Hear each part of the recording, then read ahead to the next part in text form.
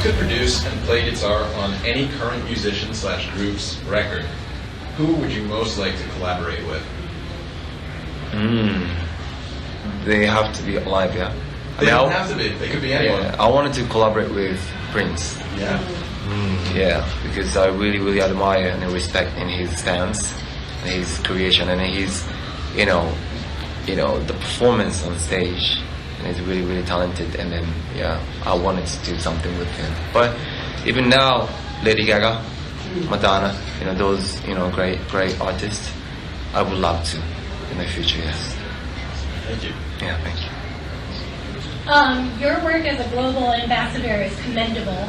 Can you explain what led you down that path in life? Commendable. I love the word. Trying to be commendable, as commendable as possible. I became an ambassador of UNHCR in 2017, and then I just got back from Kenya.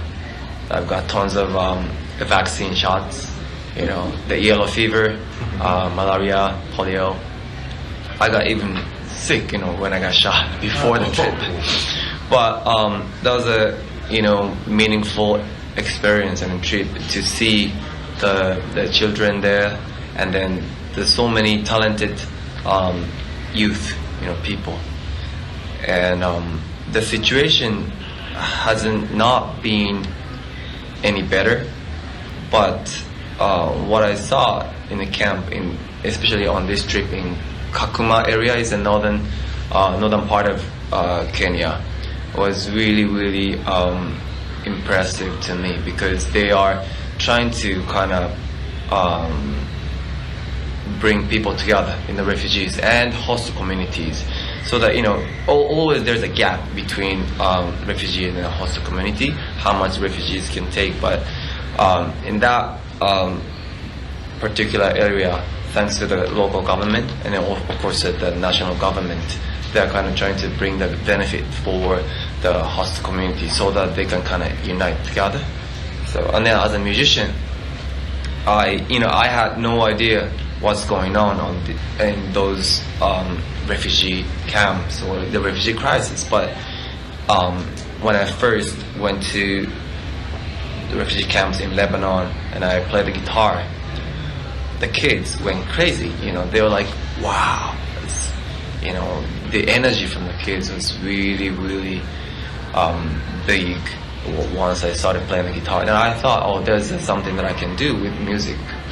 And then I believe that's the role the music can do, even for those global issue.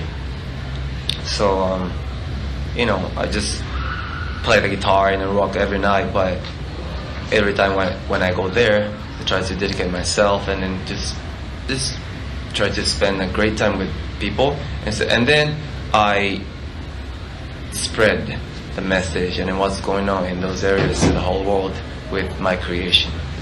So and then that's my life work. It takes time, and then sometimes I feel frustrated, by the situation, which is not not any better. But that's my one of the biggest roles in my life, and the biggest missions in my life as well. You seem to flow effortlessly from the rock stage to the catwalk. Do you find there are similarities between the two? You mean the music and fashion? Yep. Yeah. I mean, it's all about, different tempo. I do acting in movie as well, so they are all having different tempos. Like, I'm used to, prepare and focus on my show as a musician. So all the preparation, when I eat, how long we need for rehearsal. So it's, that's kind of explosion on stage to put everything when I hit the stage. So I prepare and I dedicate myself to that moment I hit the stage. And then until I finish playing the guitar on stage, it's like one spark, it's like a blink, But fashion, it's a bit faster you do kind of catwalk 2 or 3 times for one show, and then preparation is way much less for us because it's for a creation. So it's really interesting to be there for something that you don't create. You're part of it. So a movie is also like that. As long as I'm not a director or producer, as an actor, it's a part of the big creation. So and it's fun.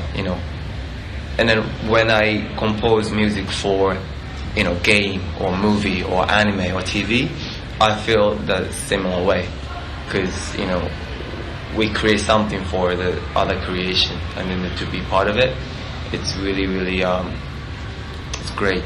Yeah, it's really fun. I'm always enjoying it to get the inspiration from other creations. So, Yeah. Since we're at an anime convention, I have to ask, what was it like working on Bleach and officially stepping foot into the anime industry? It was really interesting, and then it was amazing experience for me, to study sword. I never used sword in my life, only guitar I was slapping. So I studied, I practiced a lot, and then we had lots of discussion with the director, Mr. Sato, because the character I played back here, he doesn't show his emotion, but to as a live action, and then also to make the flow, there was a couple options to how to portray the character. So that was also a big challenge to me to play that role, especially the relationship he has with his young sister Rukia is really something that I also have my young sister, so I understand how he feels toward his sister. So that was a interesting experience to me too. Thank you. First question I'd like to ask is, what makes an entertaining live show, and how do you make your shows entertaining? So to me, as a musician, as a guitarist, my responsibility is create something no one has seen or heard before. So it's a new experience, and then also the show is energy exchange. So like having sex, you can't be satisfied by yourself, So if I satisfied by myself just playing the guitar, it's not fun to watch. So it's really important to have the communication with the audience beyond the language. So especially I'm the guitarist, so I always try to sing with the guitar, and then I play the guitar, but I'm not doing any technical thing. I'm doing a little, using some technique, but it's not actually important at all. It's all about the, communication, how I express my feeling, and then how I deliver to the audience. So even if I cannot play well, it doesn't matter, as long as the audience is having fun. So sometimes I make a mistake, or I do lots of ad-lib. That's really important to my show, because that makes that moment with my audience special.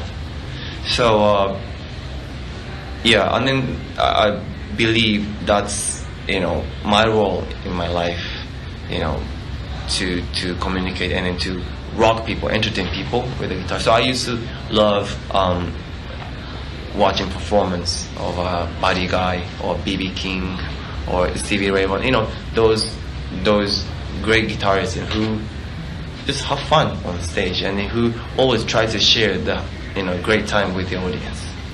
So to me, facial expression or even costume or lighting or the show floor is really important, because that's also show floor is really important, the track order, because that's like, how to say, the movie or even the course,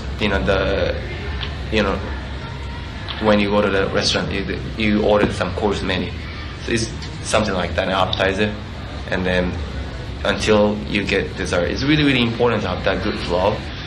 So yeah, and then I get energy from the audience as well. So if I don't get the big energy from the audience, I don't go crazy as well. It's really, really human. It's not that.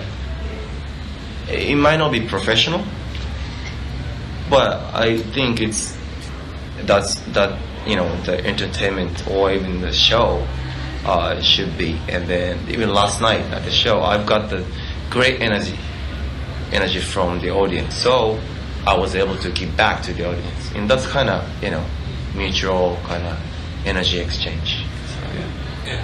And that actually leads into my second question, Yeah. which is performing here in the States any different than it is in Japan? Different, yeah. At all there? Different, because I always get nervous when I speak English, and then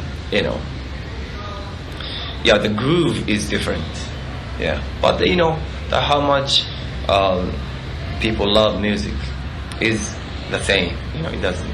It's not different at all. But the way the audience receive and appreciate music is a bit different. So Japanese, Asian countries, they're way more quiet while they're playing, and then they kind of listen to the lyrics and they sing along with us. But here, the bigger and then even wilder, the crazier, energy from the audience, and they just more like a party here. They drink, so. And it's really interesting to see the difference between the different cities, even in the States. LA, New York, those cities are different from the cities in even Boston or Texas or Chicago. Is different colors, and then the way people appreciate and enjoy the show. So yeah, it's different. And in South America, it's completely different. They're like musicians and dancers. Like they don't care if they know the music or not. They just once the beat starts, they dance. They don't care about us. They just enjoy it themselves, and that's really, really cool. That's what I did in Kenya as well. Even in refugee camps, people dance and sing. Even if in a hard situation, people appreciate music, and that's the, I think, most important thing that we can do as a musician, to share the great moment with music, even if it's hard time. Just we kind of give the energy and the motivation toward the future. And then I want my audience to get out of the venue with kind of excitement toward the tomorrow. I don't want them to be like, oh, I'm going back to the reality. That's not my show. I want them to be excited to go back home and then go back to their school or the office, wherever they belong to. And then next time we see each other, we grow. That's, I strongly believe, as a right way, right shape of relationship between artist and audience. I think. Great. You performed in Boston before, whether it was last night or other times in the past. Have you had any memorable experiences from those that are remarkable in any way? To be honest, the last time, I think, that was doing a tour, and then on the tour, I always focus on my condition, So I was not able, I don't usually go out, but this time I brought my family here, so I was able to take a walk with my family a bit, and then I really love the kind of influence from European culture, kind of even the buildings, like 2 stories. I really, since I grew up in Osaka and Tokyo, and now I'm based in LA. So LA, people drive a lot. So I really love the vibes and kind of city vibes. But in this city, it's not that, crazy as New York or other Hong Kong or Tokyo. It's people really, really, laid back. But it has city vibes, and the food is great. We've got the tons of clam chowder. That's great, And then I really, really love that kind of space, the vibes, the flow in this city. Yeah. So to start with, you have been in bands, you've also been in supergroups, but you've been primarily solo Yeah. since 2002. What are the differences for you between working solo versus in a band, and do you ever miss that kind of collaboration or prefer your own? Yeah, freedom. Yeah, as a solo artist, you've got freedom, but in a band, you have chemistry. That's something that you can't expect, and that's a fun part. But sometimes it's a hard part, something you don't expect that happens, and then it's not, as stable as being a solo artist. So, I'm kind of not like a lone wolf kind of vibes, but when it's really important. It's like the same as a corporation or even the class in a school. It's most important thing is to be on the same page, to share the goal and then the direction with other people. So in a band, it's really really crucial to have a mutual perspective and motivation. Yeah, if the temperature is different, it doesn't go well. But solo, it's more freedom. You can go anywhere. Yeah. I mean that's also a problem. Like you've seen that David Bowie or Beck or those artists that even Prince. He changed his name. It happens. So more flexible, more free, but yeah, it's fun and I feel comfortable. But I miss being in a band, and I especially I like playing the guitar. I like singing with the guitar. So, if there's a good vocalist that I can collaborate or even I can make a band with, I would love to. I would love to, so that I can, I don't have to be worried about the lyrics, or I don't have to have my iPad on stage to, But yeah.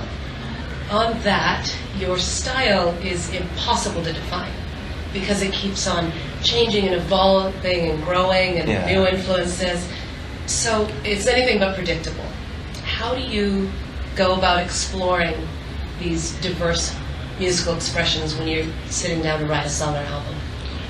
I always just follow my instinctive feeling, and then that's not actually what I plan. I really want to keep doing the same stuff, and it's easy for marketing for sure. Yeah. Because you don't want to go to a restaurant, which don't have a menu, or you have no idea what's gonna come up. I think my music is like that. People don't know what kind of stuff MIYAVI plays. But I think one thing is, they know that they're gonna have a good time, and they're gonna. I promise that we're gonna share the explosion, and it's a great time, and then that energy. So you gotta trust the chef, the restaurant you go to. So, but it's hard, I believe, I don't want to go to the restaurant, which doesn't have a menu, and then, when I want to eat fish, just curry or noodle or something, comes up. But the chef, promises that anything he creates is good, and then he kind of puts everything toward that creation. That's what I do. And then again, I don't want to keep changing, but I don't know. I just, as I said earlier, that's also my responsibility to make something new. That's the kind of the human heritage, or human, the part of the history of music. We need to keep evolving for the next generation. If we keep doing the same stuff, it's not fun, and then we are all bridge to the next generation. So as a guitarist, I don't play like Eric Clapton or B.B. King because it's done already. They already made it, and I really respect. But that's not what I do. Even if what I'm doing is totally different, and then people don't understand, but I believe that's my role. So that's why my guitar. I used to play Taylor T5, but I switched to Telecaster Fender. But now my Telecaster is not Telecaster anymore. It's like a cyborg. It has like a Stratocaster, kind of 3 pickups, and then a tremolo bar, and and also sustainer. And then humbucker. So it's not tele anymore, but it's perfect to me. I really need that guitar for my creation, and I believe that's the new way, and then that's the way to create something new. So it's risky actually. And sometimes people don't get it, but I believe that's my mission as a guitarist and creator. And so, going a little back to your past then, who were some of your influences growing up that when you first picked up that guitar and had to play? So when I had the guitar, there is no influence at all. Because I just wanted to have something kind of I was able to get into. So because I was in a youth team of a professional soccer team in Japan, and I wanted to be a professional soccer player, but I got injured, and I was not able to keep up with the team, and I just dropped out. So, and then after that, I started hanging out with my friends. Just around 14 years old. You start kind of learning many things. Good and bad, and then, but I was not kind of satisfied at all, even with, dating with my girlfriend or just hanging on the streets and having, just doing a lot of stuff, but I was not happy at all. I mean, I was happy, but I was not satisfied, I just wanted to kind of live to the fullest every day. And then while I was in the team, I was just chasing the soccer ball, but I was fulfilled. I was missing that feeling, and then the moment I got the guitar, I felt the same way. I felt the freedom that I was feeling while I was playing soccer. I was like, oh, I can create something with this, and then this thing might take me somewhere. I was in the small city in Hyogo. Is I know Hyogo. Yeah, prefecture. Yeah. There's a prefecture right next to Osaka, and then I was sure, 100% sure that I didn't belong to that area, to the city. I like the city and vibes and friends, but I didn't think that I belonged to that city. So I was able to feel that the guitar was gonna take me somewhere. And then I'm here in Boston. I'm talking to you in English. So there's no big influence when I picked up the guitar, but I was able to picture myself playing, the guitar in front of the crowd. And then after that, I started learning, music. Like I started carefully listening to, and I was listening to music before I started playing the guitar, like a American kind of rock band, like Motley Crue or even Jeff Beck or Metallica, those things. But after I played the guitar, I started listening to the music carefully, and then Ray Charles, kind of Motown stuff, and then the blues guitars like Buddy Guy, Stevie Ray Vaughan, so, and David Bowie. Yes. And then I wanted something different and distinct from other artists as a Japanese. The more I go abroad, outside of Japan, the more I started feeling that I need to be different. So that's a path. I saw you perform at Tokyo Exbrook. Where? Tokyo Exbrook in Brooklyn. Oh yeah. Yeah. So the joke in Spinal Tap was that their amps went up to 11. In Brooklyn, your amps went up to 12. Why do you rock so hard? The things I didn't know that rule. So that was the problem. But that event was pretty interesting because unfortunately the weather was horrible, and then I don't know. Once I go outside of Japan, I feel like I represent my country because the people introduce me as a Japanese guitarist. Even if I do the shows outside of Japan more than the shows in Japan, it doesn't matter, and I represent my country, and I feel responsible Now I'm here as a Japanese. I'm really happy to see that people are, embracing and then enjoying the culture in manga, anime, the part of the Japanese cultures. But now, the American people, the people all over the world are growing that culture altogether. Because the people here, know anime, manga way more than me. I always feel that I need to study more. So, but again, as a Japanese, I feel responsible. That's why, even last night, the audience gave me great energy. But to be honest, in the end of the show, I was really tired. Really tired. Before I came back to the stage for encore, but I can't stop. I can't stop. Of course, as a professional, I don't stop. But at the same time, I represent my country, and then, I'm here to have a great, to give the audience a great time, and that's, that's the reason why we're here. So that's why we do everything we can do for preparation. Even a stretch or a meal, the rehearsal, sound, everything I can do. I don't do something like, hey, this is it, it's cool, right? Done. I don't do that. Even if it's just a small club with 50 people, or 5,000 or 10,000 or 20,000, what I do is the same. I just put everything. So I get tired. I'm tired. But that's my life, and then, I think that's a responsibility as a rock star.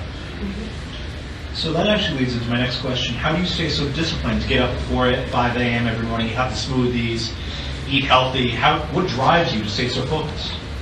Because the kids need to wake up at 6 a.m. That's why I need to wake up earlier than them. So, but that's really crucial.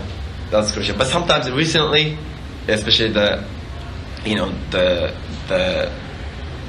time difference, from Kenya and everything, sometimes it's hard. But because I know that that's really crucial to be able to do your best, because I've already experienced that I was not able to do my best without doing that kind of, my routine.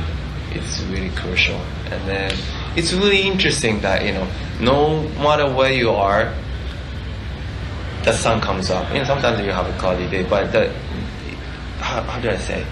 But time is, now the Boston, it's, what time is it? 6:30. So, 3 p.m. in LA. But, what time is in Tokyo? 7:30 a.m. Yeah. So they're, waking up now, and we can talk, but the different kind of rhythm, even at the same time. So we are all affected by the sun, You know what I mean? Even at the same time, it's different, which means the sun is affecting us a lot. Of course, the temperature, and then our kind of cycle. So, especially when I travel a lot, it's really important to feel and then to live with the sun. How the sun comes up and goes down. So that's why I started kind of doing that. And especially in LA, you feel the sun a lot. Sometimes it's too much. But that's I think the benefit, to living in LA, because I feel way more the sun compared to when I used to live in Tokyo. Because there are less buildings, the bigger sky. I think the sunlight in LA is pretty special. Yeah, sometimes we hate it, too hot, too dry, but I love to kind of feel the sun. So. Yeah. Angelina Jolie picked you for a tough role in Unbroken, and then since then you've had roles in Bleach, Kong Skull Island, and the upcoming Maleficent Mistress of Evil. Is this going to be a larger part of your life now, acting? I think so. But the thing is, the schedule is, always kind of having a tour, making an album, and then the commitment is the way you commit to the project is a bit different, They doing that kind of self-tape thing, or just memorize all the dialogue, especially in English, or even in Japanese. but I've been learning a lot from the experience as an actor, and then it affects a lot to my music, because I've never ever tried to be somebody else, because a musician is like just having one role in your life. For example, just I'm a MIYAVI the whole life. At home I'm a dad, and on stage I'm an officer, but I'm always MIYAVI. It's one character. It's really easy to kind of go back and forth, but in a screen for the movie, it's more like you need to study somebody else's life, the path he or she went through, and especially playing villain is totally kind of different experience, way more humanity and then way more complicated, and it's really responsible to show the way that person become like that. So yeah, it's really, really interesting. And then again, to be a part of creation is I like kind of being a part of creation, so that I can dedicate myself and what I have toward the creation. So I'm playing at the fashion show, or just walking on runway as a fashion model, or making music for a movie, or just being a part of the movie as an actor. It's really fun, yeah. So that's why I think I keep doing that. Yeah. Thank you. よろしくお願いします。お願いします。So 2019 marks the 20th anniversary of you in the music scene, if we count your time with Dwayne the Quads in the beginning. Looking back, how have you felt you've evolved both as a musician and a person during these last 2 decades? Well, you know about my career more than me. So yeah, I feel I've been growing up with my audience, and then yeah, I feel like a different person compared to even 10 years ago or 20 years ago. But I think every time I step forward, I feel responsible, because that's the kind of, the kind of conflict I think I believe in every artist has, because what you want to create and then what you think that people want to hear from you. So it's always the battle in me, but I really think that's my responsibility to take a step forward, and then to show my audience a new world, even if they don't like it. But I feel that's our responsibility. That's the kind of same as raising a kid. Children, they love sweet stuff, they love chocolate, but we can't give them chocolate every day. We need to think how to give them spinach, how to make it taste good, and then how to sneak into hamburger or curry. That's really, really important. That's what I'm trying to do. And then I don't want to be preachy as well. It's really crucial to do that kind of thing in a natural way, and then organic way. So that's why I'm doing the supporting UNHCR as an ambassador is also part of it. So that especially in Japan, it's really hard to get information from outside of Japan because of the language barrier, and also it's far away. So the refugee crisis is really far. So the Japanese government is,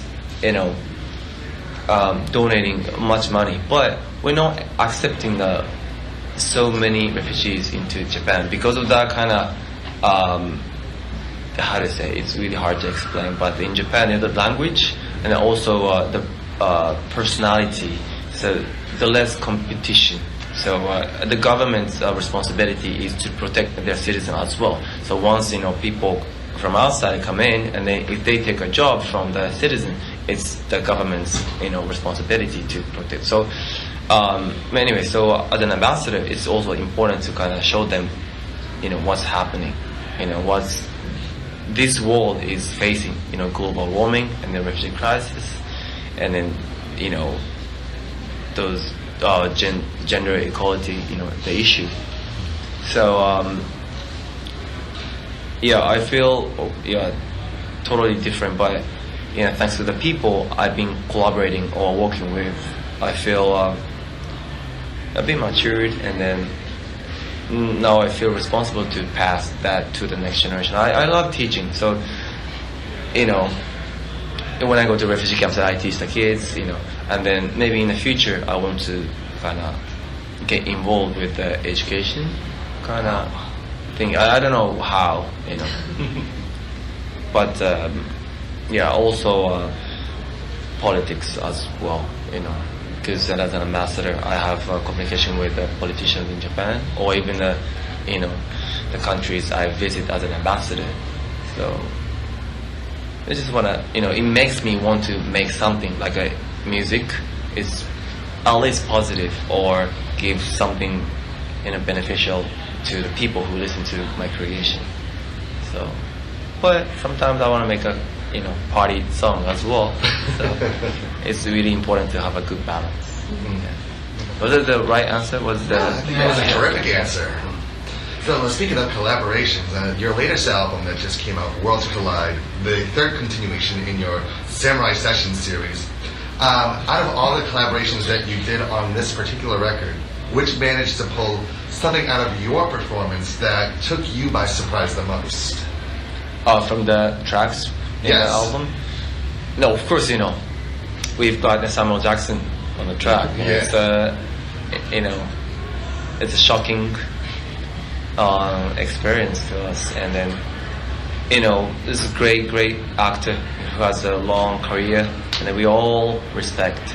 But like when I texted him, I was like, hey, would you want to join us, on this upcoming album? He was like, hell yeah. I was like, wow, yeah. So that's great collaboration, crossover, music, acting. It was more like dialogue kind of stuff, but it's great excitement. Just our role is to give the audience wow, the moment of wow. That's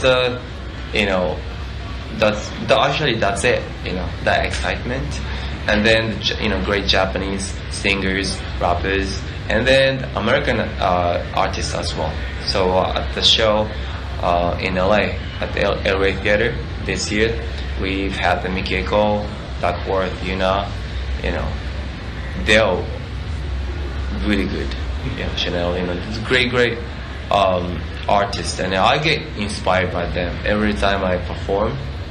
So, and then which I want to keep doing, And then as a guitarist, I was really happy to be able to perform the guitar with them. It's a great guitarist, and then always chemistry. I learn a lot.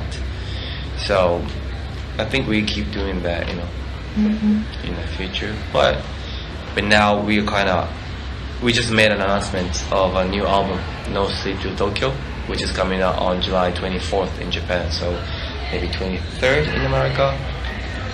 Which is 100%, 120% MIYAVI.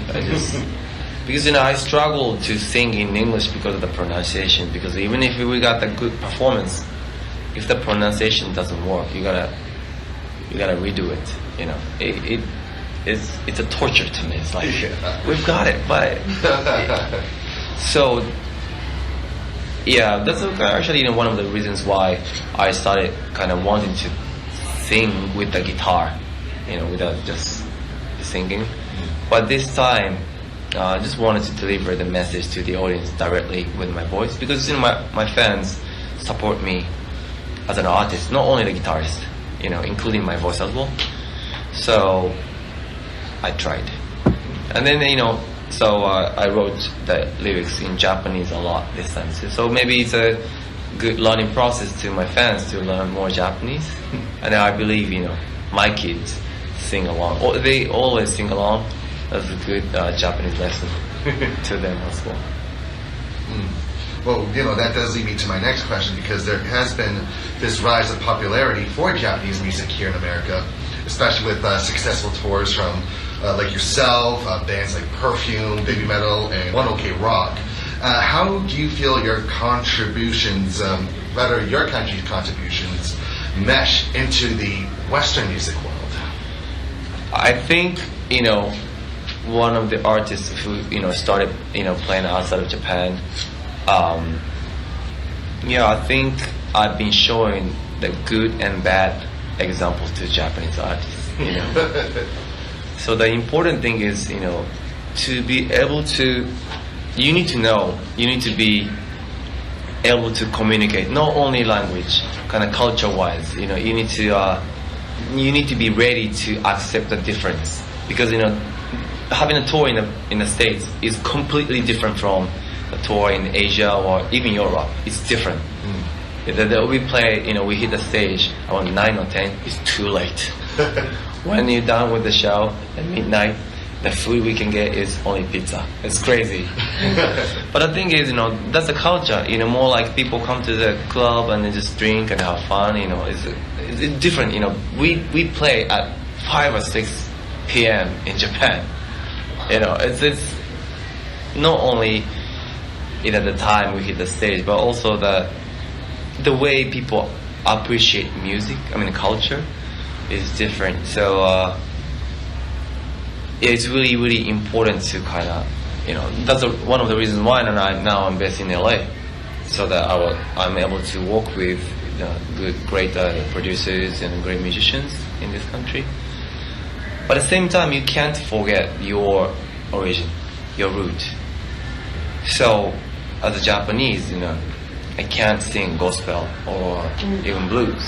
I can sing like a blues-ish song, but that's not my roots. So that's why I got inspired by shamisen, the traditional instrument, and then that's why I'm happy to be here. Those American people kind of appreciating the culture, different culture, but now it's growing here as well.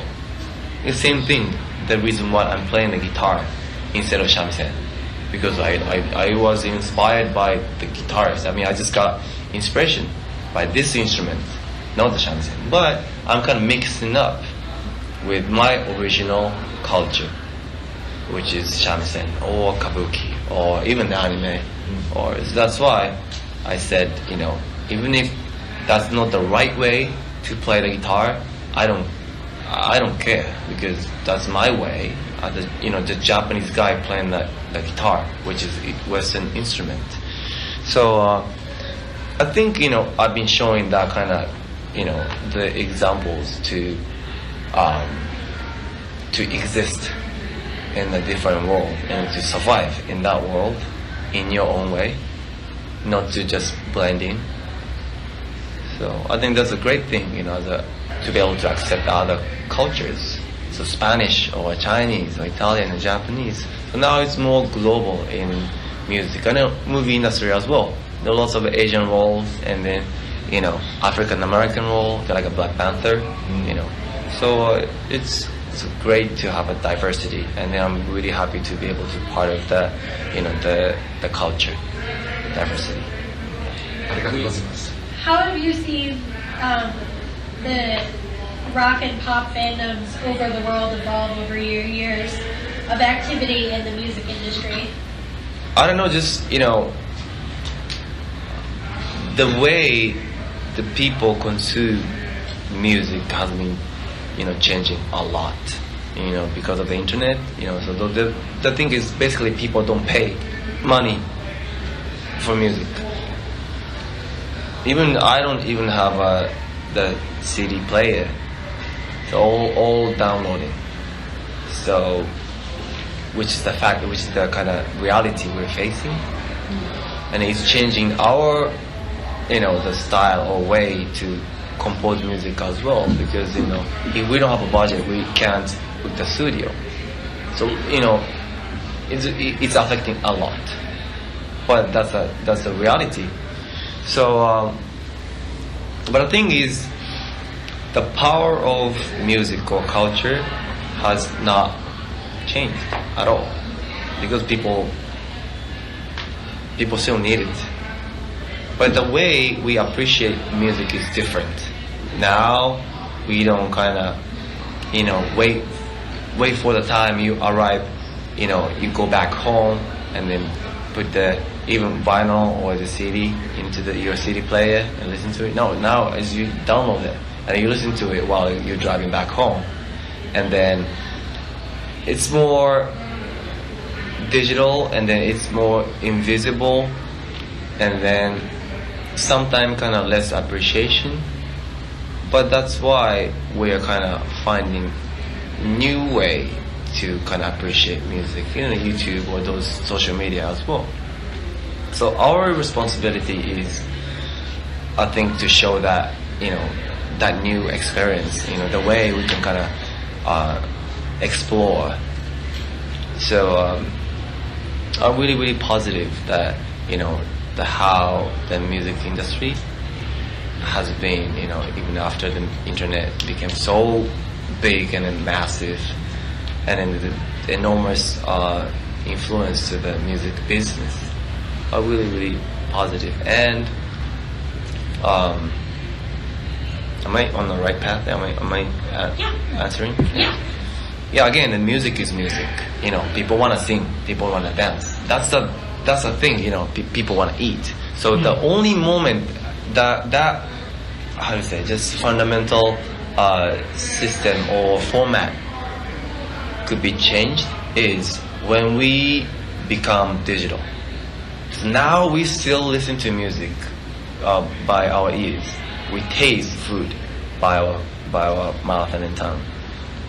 That's why even if it's all digital, we digitally order or we digitally download, but input is analog. So it's all about how you create. So when you create even a food or even music, you put your emotion into it. So that process is still analog. And then I believe it's better than making something digitally still. But once we become digital, which means AI, that kind of technology comes up, and then that's the moment those AI could make music or even food better than us. But until that moment, I think we keep doing what we do, and then like the show, even if people download music, we, simply have a good time. That's something that you cannot download. That's why people come to the show.